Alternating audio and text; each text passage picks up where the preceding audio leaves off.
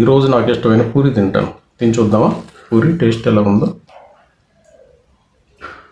Hi, నేను మీ YouTube doctor పిండేలా. రీసెంట్గా ఏం తెలిసిందంటే పూరి తింటే చెడు కొలెస్ట్రాల్ బాగా పెరుగుతుందని. కొన్ని ఇడ్లీ తిందామండి, కానీ అదైనా టేస్ట్ చూద్దాం ఎలాగా. మనకి ఇది కూడా మంచిదే, ఇడ్లీ కూడా మంచిదే. ఇడ్లీ కూడా టేస్ట్ చేద్దాం, సరేనా? హాయ్, నేను మీ ఇన్స్టాగ్రామ్ డాక్టర్. ఈ మధ్యన ఒక రీసెర్చ్లో ఇడ్లీ తింటే షుగర్ వస్తుందని తెలిసిందని. పూరా రెండు కాదు, ఇడ్లీ కాదు, పూరి కాదు, ఏది తినొద్దన్నారు కదా, కొన్ని ఎగ్ తిందాం. ఇందులో న్యూట్రియంట్స్, ప్రోటీన్ ఫుల్గా ఉంటుంది, తినొచ్చు కదా. మధ్యన గుడ్డు తింటే క్యాన్సర్ వస్తుందంట, రీసెంట్గా తెలిసిందంట. తెలుసా పోనీ ఇవన్నీ తినొద్దు అంటున్నారు కదా ఫ్రెండ్స్. పూరి తినొద్దు, ఇడ్లీ తినొద్దు, అన్నం తినొద్దు, చపాతి తినొద్దు, ఇవన్నీ తింటే జబ్బులు అంటున్నారు కదా. పోనీ నాకు ఫ్రీగా వచ్చింది గడ్డి తింటాను ఫ్రెండ్స్. గడ్డి తిందామండి. చాలా చేదు ఉందండి. ఈ గడ్డి తినడానికి ఎవరు ఏం అడ్డంకులు పెట్టట్లేదండి, ఎవరు ఏం చెప్పట్లా, గడ్డి తినొచ్చు ఫ్రెండ్స్. ఈ కామెడీ వీడియో చేయడం వెనక ఉద్దేశం ఏంటంటే ఎవరైనా కించపరచాలని కాదండి. సోషల్ మీడియాలో మంచి డాక్టర్లు ఉన్నారు, లేరని చెప్పట్లేదు. అట్ ద సేమ్ టైం మనకి చెడు అంటే కొంతమంది మంచి డాక్టర్లు కూడా వాళ్ళు చెప్పి వింటూ ఉంటే కరెక్ట్ కాదేమో అనిపిస్తుంది ఫ్రెండ్స్.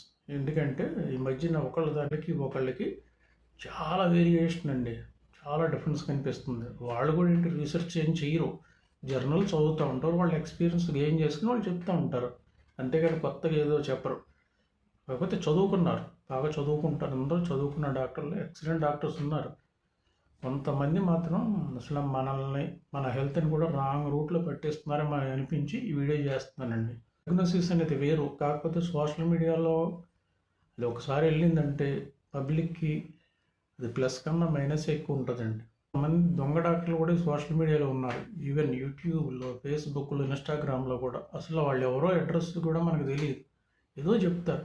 కొత్తిమీర నెత్తుకు చుట్టుకో, తులసి ఆకులు తీసుకుని మెడకు చుట్టుకో, బాగా రంగు వస్తా, లేకపోతే కాఫీ పొడి తీసుకుని ముఖానికి రాసుకో, గ్లో మెరిసిపోద్ది, బీట్రూట్ జ్యూస్ తీసుకుని ముఖం అంతా రాసుకో. నాకు తెలిసిన ఒక డాక్టర్ గారికి ఒక ఆవిడలాగే బీట్రూట్ రసం ముఖానికి రాసుకుంటే కలర్ వస్తుంది. అమ్మాయి బీట్రూట్ రసం ముఖానికి రాసుకుని ముఖం అంతా డార్క్ అయిపోయి మచ్చలు వచ్చేసి. తెలియని పని చేయకండి ఫ్రెండ్స్. కాకపోతే అవతలు చెప్పి వాళ్ళు చాలా హై క్వాలిఫైడ్గా చెప్తూ ఉంటారు. దీని గురించి అండి వీడియో చేస్తుంది, ల్యాగ్ చేయను. ఒకసారి వీడియో చూడండి. అలాంటి దానికి కామెడీ జోడించి నేను మీ హెల్త్ గురించి చెప్పాను, వినండి ఫ్రెండ్స్.